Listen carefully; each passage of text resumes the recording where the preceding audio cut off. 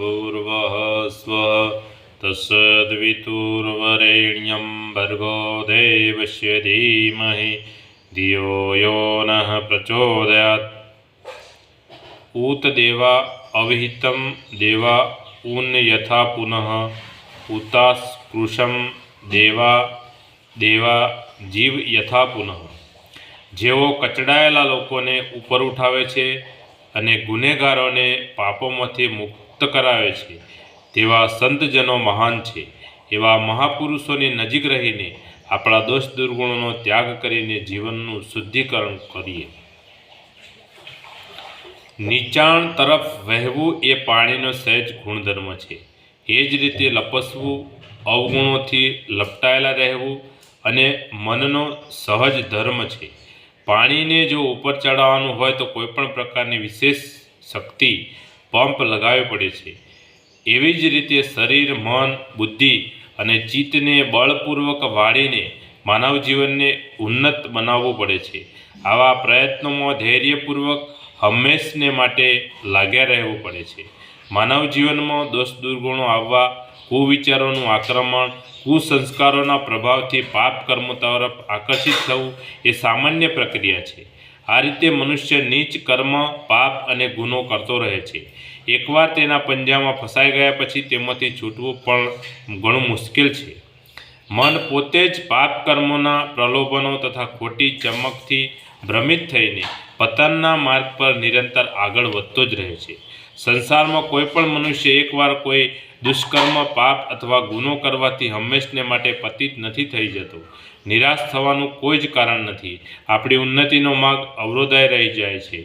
એક રસ્તો બંધ થાય ત્યારે અનેક માર્ગો ખુલી જતા હોય છે। આપણે સાત્વિક ધૈર્યની સાથે નિરંતર ઉપર ઉઠવાના પ્રયત્ન કરતા રહેવું જોઈએ। જીવનમાં જે દોષ દુર્ગુણો આવી ગયા છે, કુવિચારો અને કુસંસ્કારો છવાઈ ગયા છે, તેમનો નાશ કરવા માટે પૂરી ઈમાનદારીથી પ્રયત્નો કરવા જોઈએ। પતિત થઈ ગયા પછી મોટાભાગને આપણે નિરાશા થઈ જઈએ છીએ અને માનીએ છીએ કે હવે આપણો ઉદ્ધાર થઈ જ ન શકે। જો દોષ આવી ગયો છે તો હવે મર્યા પછી જ નાશ પામશે। આવા નકારાત્મક વિચાર આપણી અજ્ઞાનતાને જ પ્રદર્શિત કરે છે। તેનો કોઈ જ આધાર હોતો નથી। ન તો મનુષ્ય હંમેશને માટે પતિત હોય છે કે ન તો હંમેશને માટે મરે છે। મૃત્યુ પછી પણ પુનર્જન્મ થાય છે। સર્વશક્તિમાન પરમેશ્વરમાં એ શક્તિ છે કે જેઓ એક જીવન પછી બીજું જીવન આપે છે। કોઈકવાર તો તેઓ આ જીવનમાં પણ મનુષ્યને મૃત્યુના મુખમાંથી પાછા ખેંચીને ફરીથી નવું જીવન બક્ષે છે।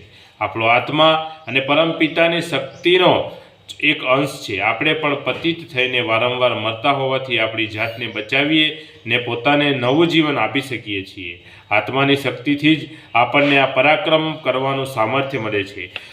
અત્યંત પાપી અને પતિત વ્યક્તિ પણ પ્રભુ કૃપાથી પુણ્યાત્મા બની જાય છે। તુલસીદાસ, વાલ્મીકી, અંગુલિકામાલા વગેરેના ઉદાહરણો આપણી સામે છે।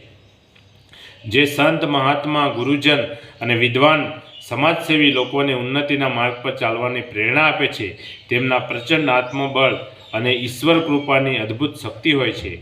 તેઓ કેટલાય પતિતોને તારે છે, ડૂબતાઓને બચાવે છે, ઘોર પાપીઓને પણ અંતિમ ક્ષણમાં પૂર્ણ જીવન તરફ વાળી દે છે।